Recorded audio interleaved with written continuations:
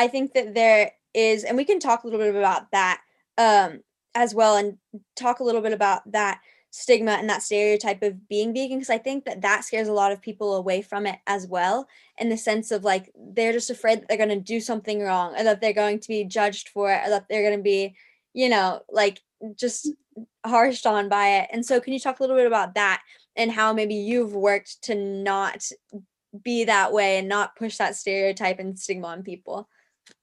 Yeah, that's definitely something I'm scared about. Like, even with this podcast, I was like, I don't want people to think I'm like some mean person. But like, that's also why sometimes I'm hesitant. Like, I don't necessarily always bring up that I'm vegan. Like, if I'm just meeting someone and they're just like, oh, why aren't you like eating that pasta with cheese? And I'm like, oh, I didn't want it, you know? And I feel like there are some vegans that their approach to, I guess, air quote, educating people is very like shameful. And they're like, oh no, like you can't, like eating animals, you're terrible. I know there's this one TikTok lady called like the vegan teacher, and everyone hates her. And that she's kind of like the stereotypical vegan that just like shames people. And so that's definitely, I'm scared of being seen as that. Um, and I also think there's a stereotype of vegans like just like eating salad and eating kind of boring food and Yeah. stuff like that. Like, I know, like sometimes my cousins, they would like tease me about that. They'd be like, "Oh, like what do you eat?" Because like they're very like their family like hunts and stuff, so they don't really understand that. And I was Mhm. like, no, like there's all stuff, different stuff that I can eat. Um, but yeah, so whenever I'm like talking about it, I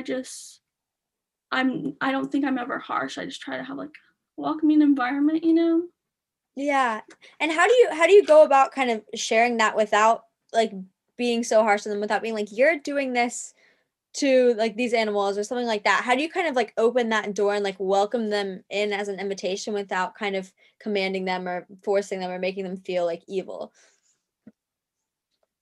I think well, sometimes I just started off like I'll just give them vegan food. Like I remember last year I brought cookies and they were vegan, and like I just told people they were cookies. And then they're like, I was like, "Are they good?" And they were like, "Yeah, they're really good." And then I was like, "Well, they're vegan." And they were like, "Wait, what?" Like, no way. So I just kind of I'm like, yeah, like not all vegan food is like bad and like grass or whatever you think it is.